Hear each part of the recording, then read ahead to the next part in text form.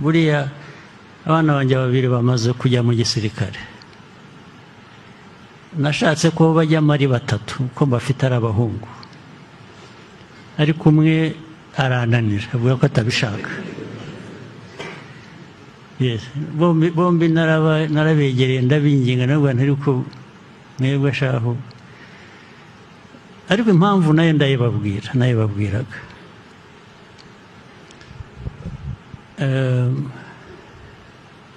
Mbaganirira amateka y'ibintu twanyuzemo n'abandi bose bakiri batoya n'iki gihugu cyacu, ntabwo ariko mwebwe uruhare rwanyu ruzaba uruhe? Ngo ndababwira babiri rwose bo barabikunda barabishaka ko bazajyayo, undi niwe wavuze yabigiyemo ntabwo atari ko gihe ntabwo bijyanye numva nshaka kumera, ndavuga nti nawe kora ibyo ushaka, niba udashaka kubijyamo kora ibyo ushaka. Ntabwo ese urashaka gukora iki? Ati jyewe ndashaka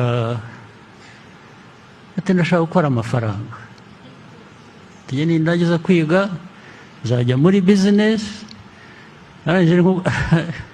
Aranyurira ambwira ngo mwebwe ngo n'abo basore bandi barumuna be, ati kubera ko icyo gihe muzaba muri mu bindi, ati nzabatunga.